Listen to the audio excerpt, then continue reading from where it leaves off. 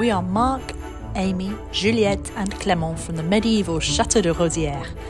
This Christmas we've made you a very special advent calendar. Every day from the 1st to the 25th of December we will open the door to a different room in the chateau and introduce you to its past, present and future. Merry Christmas. Hello everybody, this is Amy, Marc and Juliette from Château de Rosieres. We really should have Clement with us for this one, shouldn't we? Yeah. Today we are showing you what was his bedroom in summer. We're in the tower. Some of you might have seen this room in some previous videos. But in winter he's not using it because it's way too cold. So cold. Because it's surrounded by walls and it's not insulated. So we get really, really cold. And actually we can tell you the first thing is what Juliette is grabbing at, which is a mobile that we made for Clement's bed when he was about 6 months old. And we did it on the TV, didn't we? Yes. And we put in, we used epoxy resin to seal in leaves and flowers that we had picked on the year he was born.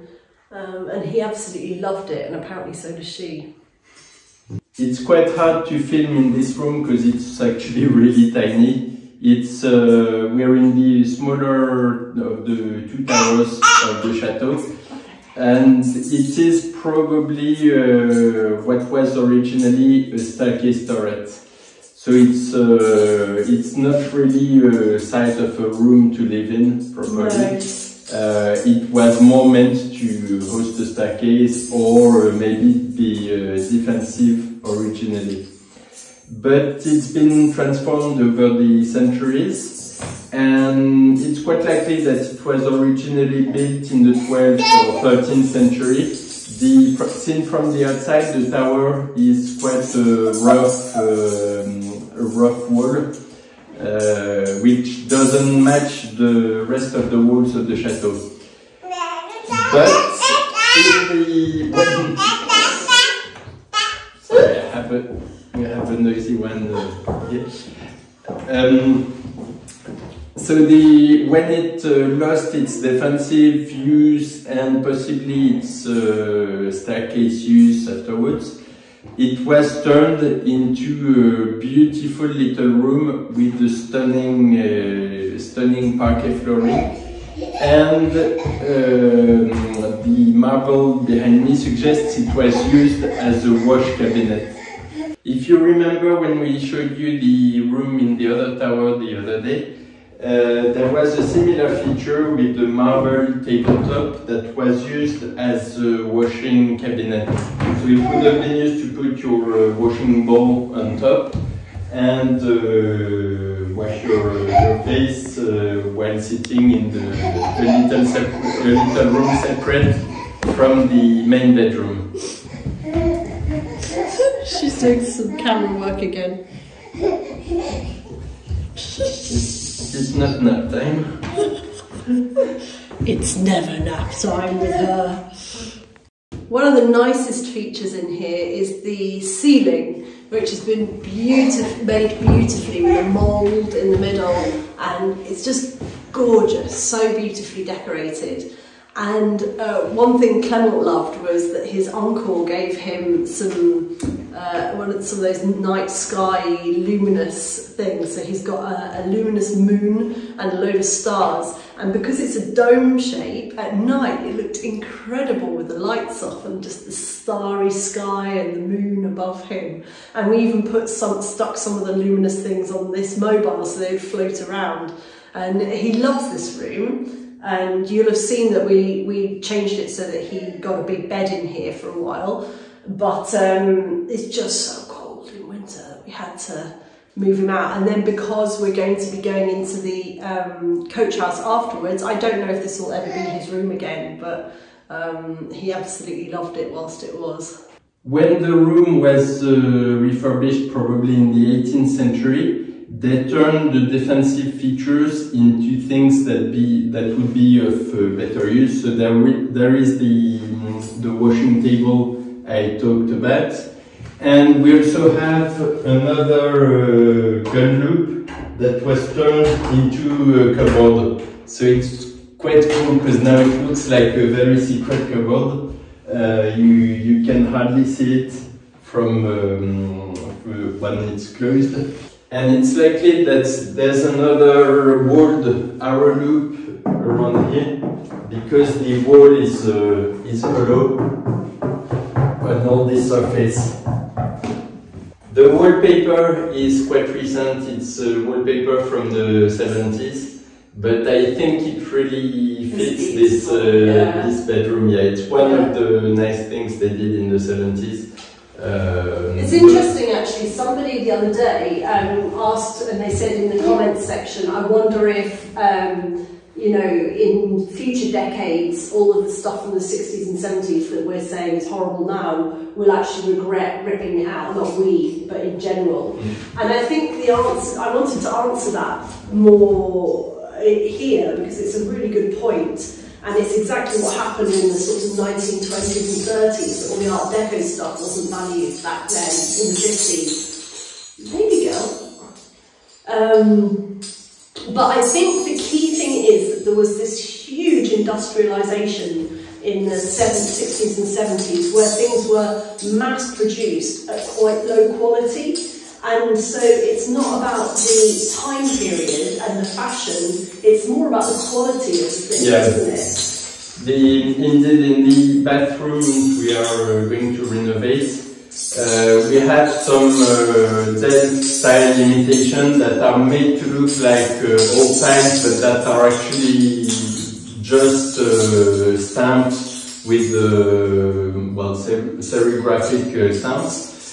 They look quite... from a distance they look alright. Yeah, but when you look close up, they look completely wrong. And also the other point is that they've all been laid upside down by Tyler.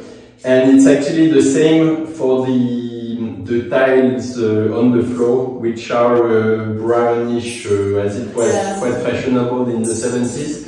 But they have a color gradient, which means that they should have been laid all in the same direction to create a depth, an effect of depth on the floor. But the tiler obviously had absolutely no clue about that, and he just put them in random directions, so it looks completely awful. Yeah. And there are, I mean, we like, for example, there's quite a lot of furniture from that period that's well made and that we like the style of. But it's just a lot of the decor in the buildings themselves from that period just wasn't terribly well made. It's not that they had bad taste in the chateau at all. It's just that the things that were available to them weren't great. I think the materials. And so that's the big problem. It's not the time period of the fashion, it's the quality. And it actually is similar in the 19th century. Marc and I are not terribly fond of a lot of 19th century furniture because it was the first major period of industrialisation where things were manufactured in factories and they have no refinement of they're not delicate, there's no refinement, everything's been made by a machine. And also they had, there were times when they had, especially after the Napoleonic Wars, when they had more money than taste. And so at the time, the way to show you had money was to buy expensive woods like mahogany. So there's some incredibly expensive for the time mahogany furniture that just looks completely bulky and tacky.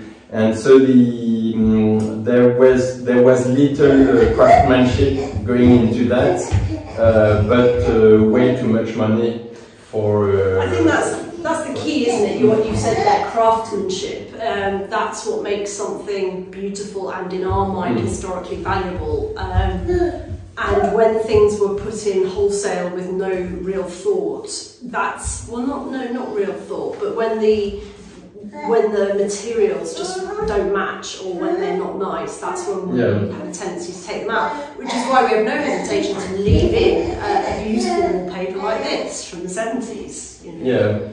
I think it matches perfectly, and it's nicely made, and it's yeah. Yeah, it creates a really nice atmosphere, and actually I think it's the kind of wallpaper we would have been looking for if it hadn't already been there. Yeah.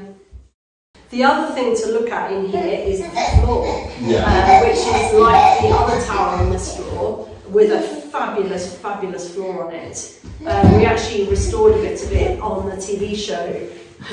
Juliette's having a wonderful time running around on it. And it's just stunning, isn't it? You think this is 18th century as well? Yeah, probably late 18th or early 19th. It's made of all local woods. It's sweet chestnut, white cherry, and maple wood. It's but really finely carved with a beautiful central pattern. It's really, really pretty. She's so funny. And she seems to be enjoying it. And yeah, so the only issue with this room is that it's cold in the winter, and that's never going to change because it's just got so much outside wall surface to it. There's one place where we could change that a little bit, which is underneath the washstand, because suddenly it's a very, very thin wall there. And I did notice when Clement was in here, because he was in here for one winter, that if we rammed a load of old duvets in there, it made a big difference. Yeah, but compared to the surface of the room, it's actually a very small. Yeah, but even that makes quite a big difference. Yeah, and it's actually got a double glazed window in here, so that's quite helpful. But yeah. And the other thing is, if we put insulation on the walls, first we'll have to rake everything, and including the wallpaper.